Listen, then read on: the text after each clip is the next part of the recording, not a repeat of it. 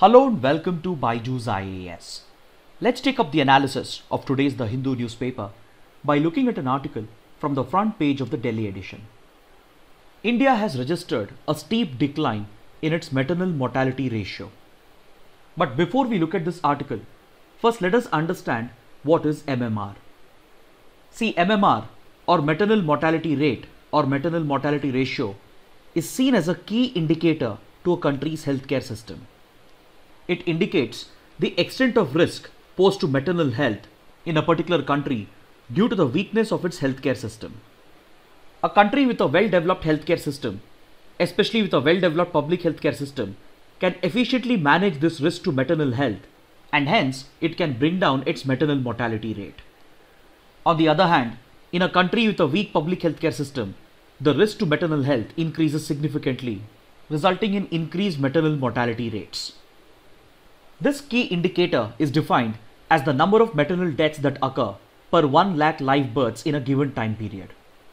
The WHO defines maternal deaths as those maternal deaths that occur during pregnancy, during delivery, and within 42 days after delivery and after termination of pregnancy.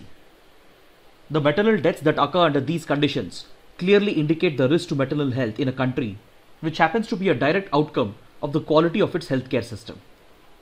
That's the reason why, under the United Nations Sustainable Development Goals, maternal mortality rate has been included as one of the key targets. And under SDG Goal number 3, target number 1, the United Nations aims to reduce global MMR rates to less than 70 per 1 lakh live births.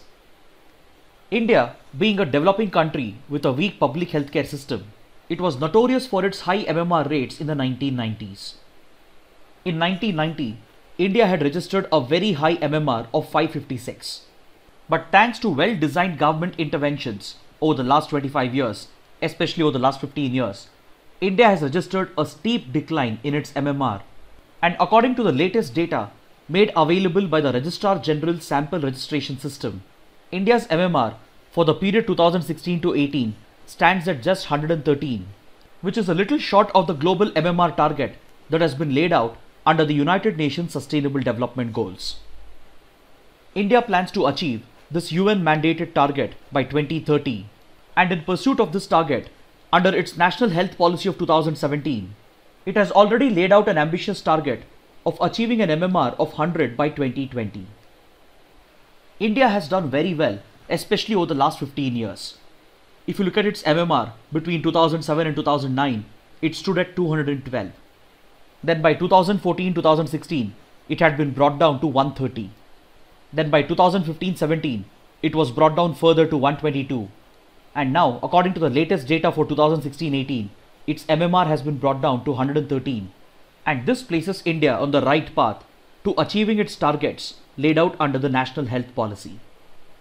Once India achieves this target, the next goal would be to achieve the United Nations Sustainable Development Goal of an MMR of less than 70 by the year 2030. But however, within India, the performance varies from state to state on the MMR front, depending on the level of development in the state and depending on the state's healthcare system. Especially the southern states, with good development indicators and a strong healthcare system, they perform really well on the MMR front. Kerala happens to be the best performing state in India with an MMR of just 43, followed by Tamil Nadu, Telangana, Andhra Pradesh and Karnataka. Amongst the southern states, except for Karnataka, the other states have already achieved the UN SDG target, and this goes on to indicate the low level of risk to maternal health in these states. But however, states in the north and the east are lagging behind, and Assam registers the highest MMR with a maternal death rate of 215. Assam is followed by Uttar Pradesh, Madhya Pradesh, Chhattisgarh, Odisha and Bihar. This goes on to explain as to why MMR is seen as an indicator of a region's healthcare system and its level of socio-economic development. But however, India's overall success in bringing down its MMR can be attributed to its focus on promoting institutional delivery and to its focus on addressing the healthcare and nutritional needs of pregnant women. See, one of the reasons why MMR rates used to be very high in India was because most of the deliveries used to take place outside of healthcare institutions. That is, most women used to deliver at home, where it would be difficult to maintain the required health, safety and hygiene standards. Then upon this, the lack of awareness, the lack of access to quality healthcare and the high out-of-pocket expenditure was pushing more women to opt for home deliveries. It has been clearly established that MMR rate happens to be very high amongst those pregnant women who tend to opt for non-institutional deliveries. So as a result, they do not receive quality healthcare intervention, and then upon this, the role of women in the Indian society deprives them from accessing the right kind of nutrition. So in order to address all these maternal healthcare challenges, the Government of India has launched several maternal health related schemes over the last 15 to 20 years. And the primary objective of all these schemes is to promote institutional delivery and to take care of the healthcare and nutritional needs of pregnant women.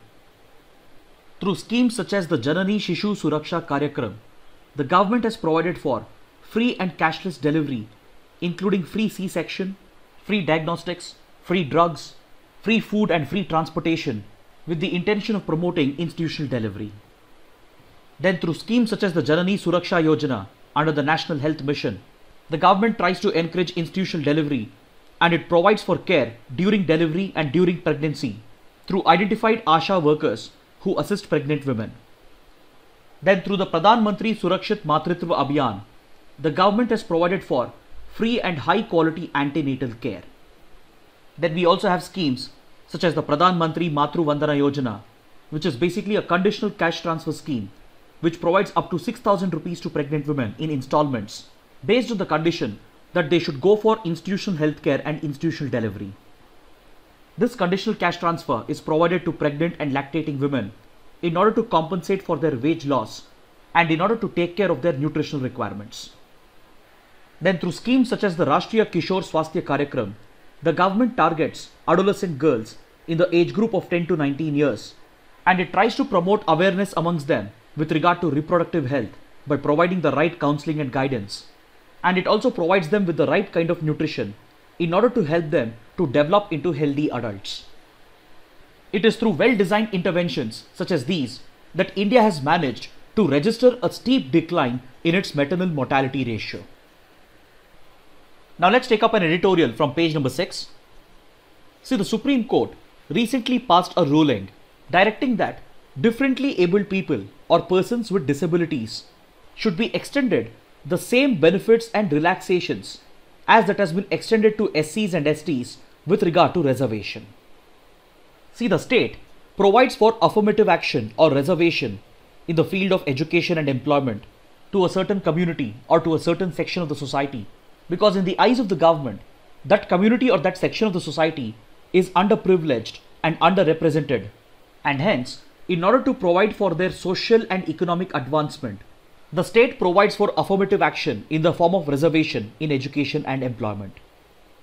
Such reservation is provided to, say for example, communities such as the scheduled castes and scheduled tribes on the account of their social and educational backwardness, which is a result of their social disability caused by centuries of oppression and marginalization by the upper castes.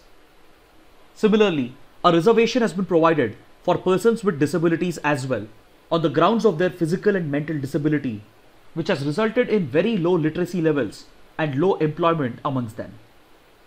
So it has been clearly recognized that persons with disabilities form an underprivileged, underrepresented class, and they should be provided with reservation irrespective of their social status.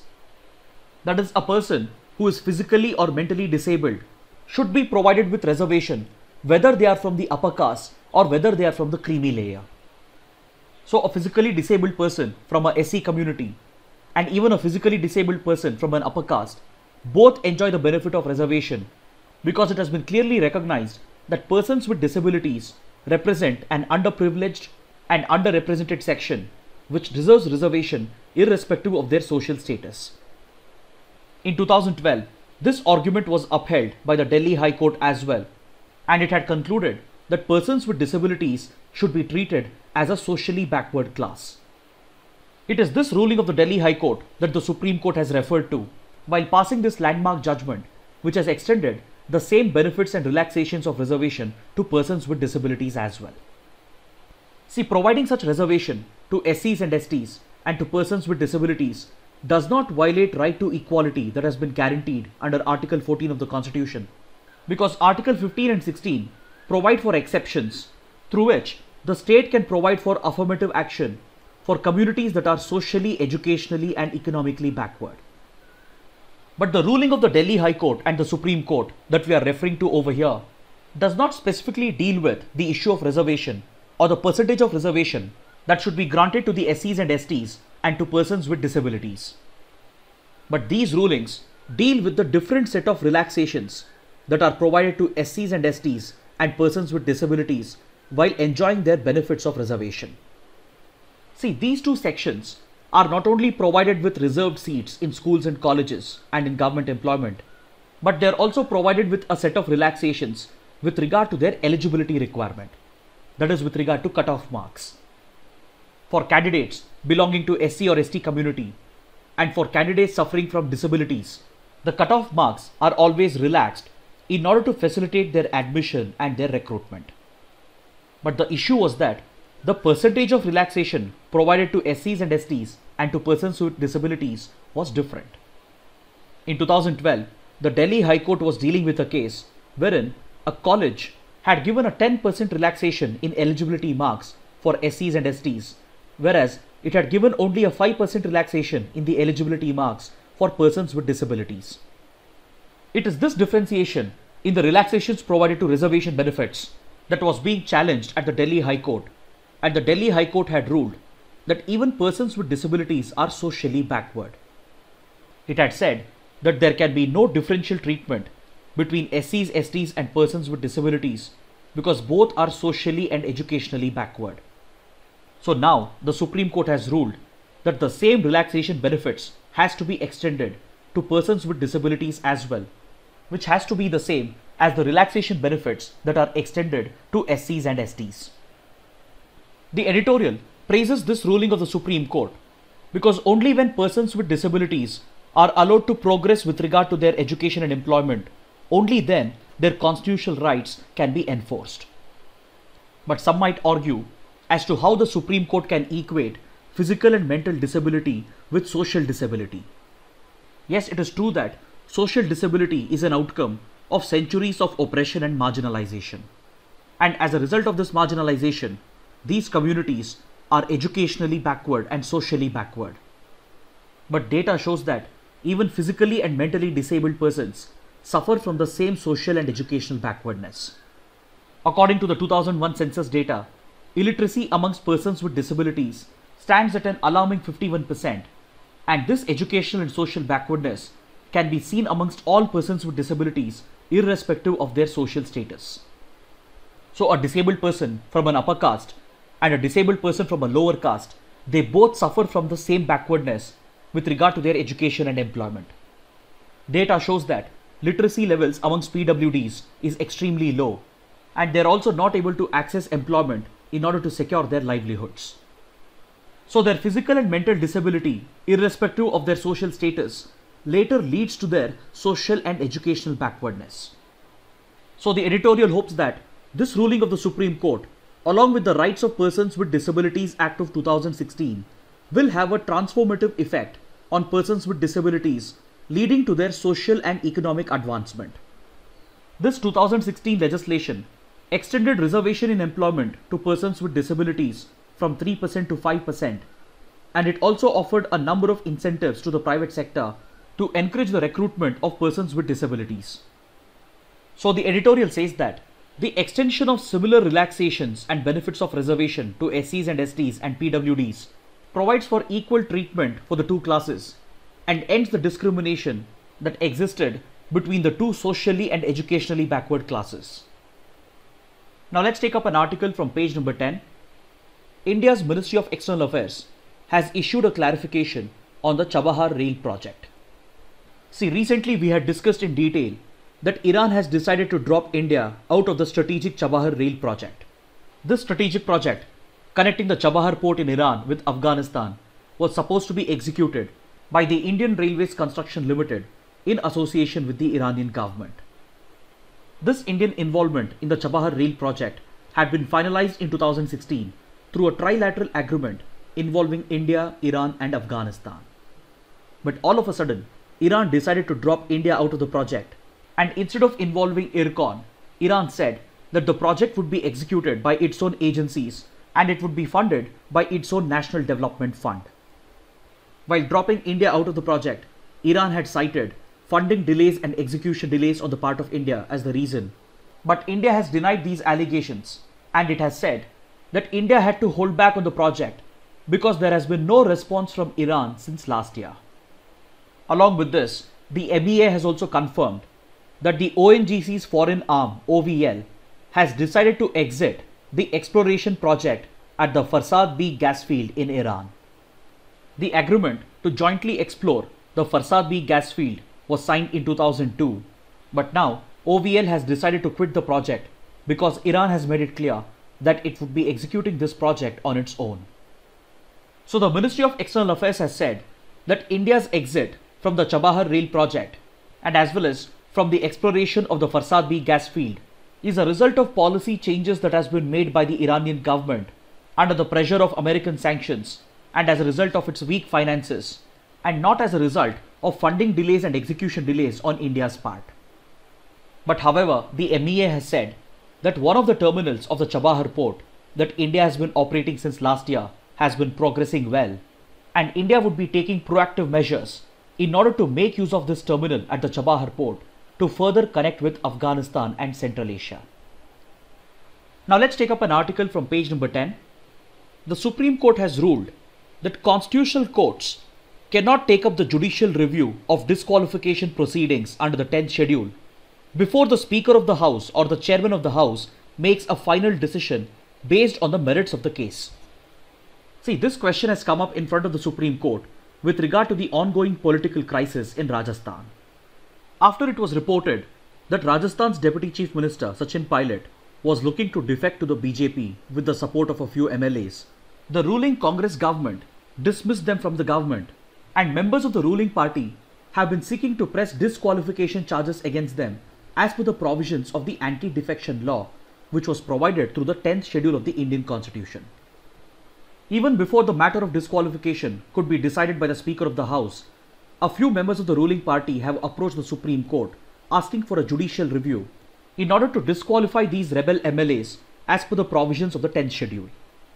But the Supreme Court has said that it cannot take up the judicial review of such a case, and it cannot decide upon the disqualification proceedings before the Speaker of the House makes a decision, because the 10th schedule makes it very clear that the decision to disqualify the members on the charges of defection is left to the complete discretion of the Speaker of the House or the Chairman of the House. This provision of the 10th schedule had been earlier upheld by the Supreme Court as well in the Kyoto Holohan versus Zashilu case that dates back to the 1990s. So under the anti-defection law, it is very clear that disqualification can be decided only by the Speaker of the House or by the Chairman of the House, and only then the courts will take up the judicial review of this decision. But until then, courts do not have the jurisdiction to interfere with the decision-making process of the Speaker, and the Supreme Court has brought up this reason in order to explain why it cannot take up the judicial review of this case. Now let's take up the practice questions for today. In the context of information security, the psychological manipulation of people into performing actions or divulging confidential information is known as social engineering. Option B is the right answer. See, in order to carry out a cyber attack or in order to breach someone's cybersecurity, the attackers tend to deploy social engineering techniques through which they psychologically manipulate the target by sending them fake emails, fake messages, in order to convince them that they are receiving these messages from a genuine source. And by using this as a bait, they convince the target to perform actions that might compromise his cybersecurity, or they might even convince the target to divulge certain confidential information such as his banking records. This technique of psychological manipulation employed by attackers is referred to as social engineering. Now let's take up the next practice question. The terms blockchain, mining, distributed ledger, etc. is associated with cryptocurrencies. Option C is the right answer. These two questions were asked because according to this article on page number 1, the official Twitter accounts of a number of high-profile users such as Bill Gates, Joe Biden, Elon Musk, and Jeff Bezos were hacked by cyber attackers, and after briefly gaining control over their verified Twitter accounts, they posted a social engineering message in order to psychologically deceive the reader and trick them into sending money in the form of cryptocurrencies. The message read that anyone who sends them $1,000 in cryptocurrencies would be provided double returns. And since the message was posted from verified accounts of high-profile celebrities, a number of people were tricked or socially engineered to send money through cryptocurrencies and lose their hard-earned money. Now let's take up the next practice question. Which of the following statements are correct? The Prevention of Cruelty to Animals Act 1960 led to the establishment of the Animal Welfare Board of India. It does not make killing of animals for religious purposes an offense. Both the statements are correct. Option C is the right answer. This question has been asked because according to this article on page number 8, the Supreme Court is examining the constitutional validity of the Kerala Animals and Bird Sacrifices Prohibition Act of 1968. Because this legislation prohibits the religious sacrifice of animals and birds and treats it as an offense.